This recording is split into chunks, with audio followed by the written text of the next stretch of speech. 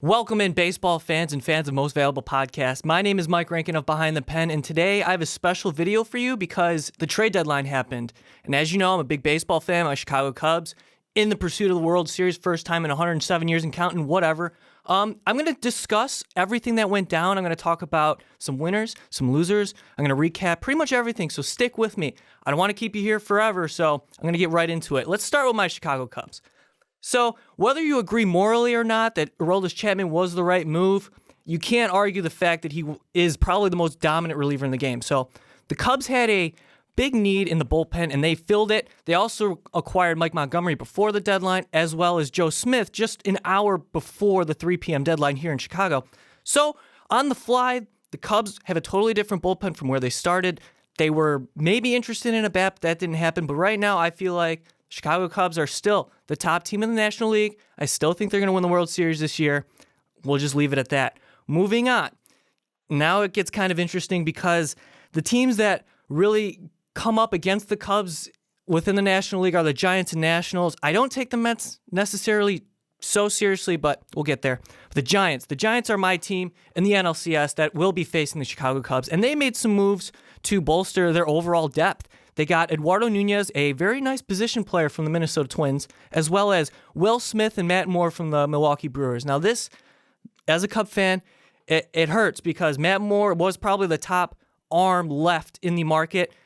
I know he's not the greatest option out there, but with the restrictions within the starting pitchers market, Matt Moore was a nice prize for them. And they also got a nice left-handed pitcher in Will Smith. So kudos to the Giants. They did it right. They're among my winners, and I'm still worried about them. The Nationals, Washington Nationals, are definitely the team to beat in the National League East. They acquired Mark Melancon, top reliever out of Pittsburgh. I'm going to get to the Pirates in a minute, but what the Nationals gave up for Mark Melancon was okay. I really like what the Nationals were able to do. It was a quiet move. They really weren't that active in the deadline, but they didn't need to be. Their team is stacked and ready for a playoff run. Melancon helps that. They're going to establish a better back end of the bullpen, and I love the move. It's good. I also hate it because I'm a Cub fan. With the Mets, all right, let's talk about the Mets here. I think they're desperate. They're in desperation mode right now. Last year, they made a splash with Yoenis Cespedes. We saw what happened. He carried them pretty much to the NLCS, to the World Series. But this year, they went out and got Jay Bruce. That's nice, but they don't have depth in the outfield. It's kind of limited. Hitting-wise, they're okay. Defensively, they don't have a center fielder. And they kind of want Jay Bruce to play center. That's not going to work. I'll tell you that right now. So, I mean, yeah, they get a boost, left-handed bat, Jay Bruce. He's got another year left in his contract. That's solid. But overall, they brought back John Neese. You remember John Neese was dealt in the offseason. They were able to acquire Neil Walker with the Pirates. But John Neese, he's really nothing. He's having a bad year. His whip is off the charts. Teams are hitting him like it's nothing. His ERA has skyrocketed over the last couple seasons. Whatever, Mets, good luck to you. I honestly still believe the Marlins are a bigger threat than you are in the National League.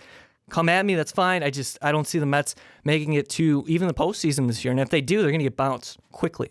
All right, and to round off the National League, we're going to end it with the St. Louis Cardinals. Can't stand the Cardinals, but it's good for the Cubs because they really didn't do anything. The one player they were able to acquire was Zach Duke, bolster their left-handed part of their bullpen. Duke is a nice addition, really didn't give up much for him. So that's, I guess, they're an honorable mention. They're really not a winner or a loser. They lost Aledmys Diaz just yesterday. He went on the DL for a broken thumb, so that's going to hurt. Keep an eye on that. But for the National League, overall, I would say the Cubs and the Giants are the overall winners. But let's move on to the American League because this is where it got really fun. The American League had so many moving parts, and two teams stood out in particular. Three actually. The Cleveland Indians, Texas Rangers, and the New York Yankees. The Yankees, I'll get to them in a minute because they probably came out the best, but Cleveland, they got Andrew Miller. They were able to get Brandon Guyer, who mashes left-handed pitching. He's going to add to the depth in the outfield, and they need it. The Cleveland Indians do because they can let Tyler Naquin as well as Lonnie Chisenhall get a break against lefties. That's going to help big time, but of course, Andrew Miller is the biggest prize here. They now have one of the best teams in baseball, probably the best team in the American League. I have them slated into the American League Championship Series. We'll see how it goes, but Cleveland, this is your year. So they went in and got big-time arm, top bullpen piece, so they're good. Toronto Blue Jays. Let's move on to the Blue Jays. It's three teams right now in the American League East who are gunning for that one spot. And with the Blue Jays, they added Liriano, they got Scott Feldman, they added a piece in Joaquin Benoit to their bullpen, and they were able to finagle Melvin Upton Jr. from the San Diego Padres, who's having a resurgent year. The Blue Jays have a nice thing going for them. I would peg them as the best team in the East right now, the top team. Liriano, he's a nice boost to their rotation. I still believe that their rotation's good enough to not really use Liriano, but he's obviously going to get some spot starts. Anybody's better than R.A. Dickey at this point. But J.A. Happ, Marco Estrada, Aaron Sanchez, they're studs, and they can carry them to a postseason berth for sure, and an AL East crown, so go Blue Jays there. Texas Rangers. I really, really love what the Texas Rangers did, and they are my second American League Championship Series team because they were able to bolster not only within their rotation needs some work, I have to admit, but their top three rotation pieces are fine. They were able to add a top catcher, Jonathan Lucroy, and they were able to bring in not only Carlos Beltran, but Jeremy Jeffries. So what happens now with the Rangers, they have a reliable bullpen, and we saw Jeremy Jeffries this season emerged as a top closer. Scott Tolson's had his troubles. So what the Rangers did there was big. Carlos Beltran, excellent piece. He's having a fantastic year. He's going to help that team on offense. Future Hall of Famer. I love the move. Love the Lucroy deal. It's awesome. Moving on. Let's talk about the Red Sox a little bit. The Red Sox are going to be up against the Orioles and Blue Jays throughout the rest of the season. They added Fernando Abad, left-handed reliever from the Minnesota Twins. And earlier, remember, we did a podcast as this happened. Drew Pomeranz went to the Red Sox. It was pretty cool. Brad Ziegler earlier before the deadline, and they also added a nice utility guy in Aaron Hill. Overall, good job, Red Sox. Really nothing that stands out for me besides the Pomeranz deal, so we'll see how the Red Sox do there. I think they're in the mix, obviously, but we'll see at the end of the day if they can overtake the AL East crown. And then let's end it. Let's end the American League side of it with the New York Yankees. Now, this is the first time in like 26 seasons that they're not going for a playoff run. They understand where they are as a ball club. They're getting older. They were able to shed payroll. They had two quality pitchers in Andrew Miller and Aroldis Chapman that they could move, and they did it. And they got a lot of value in return.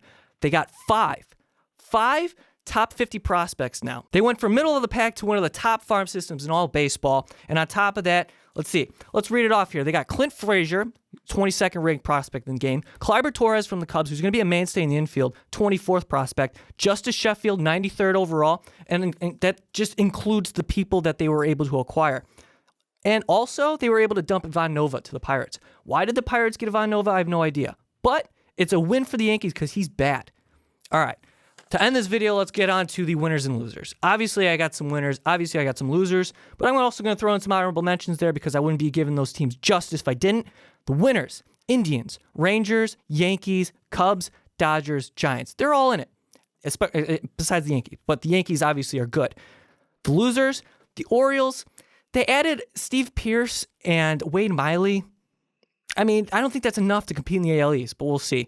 The White Sox, all they did was move Zach Duke. They had pieces like Morneau, Avi Garcia, David Robertson. They ended up holding on to him.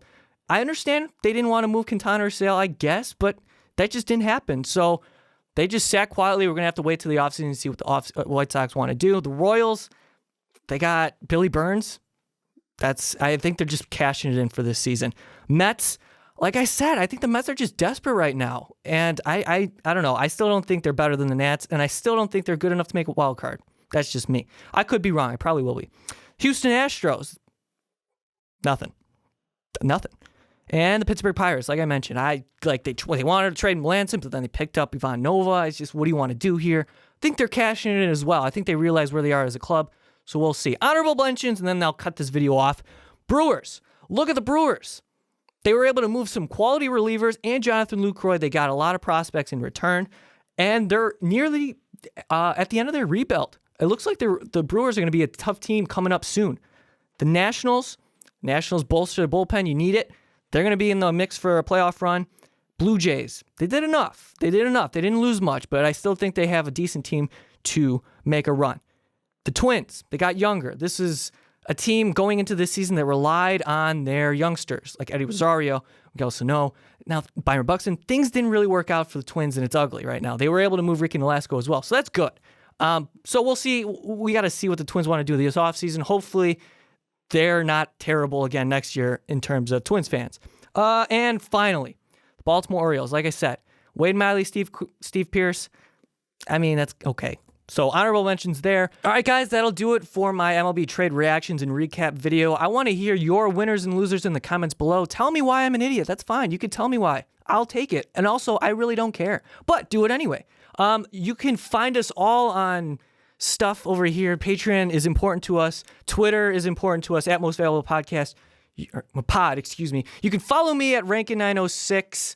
That's where all the good content is. As always, you're welcome. I hope you enjoyed this video, and we will see you all next time.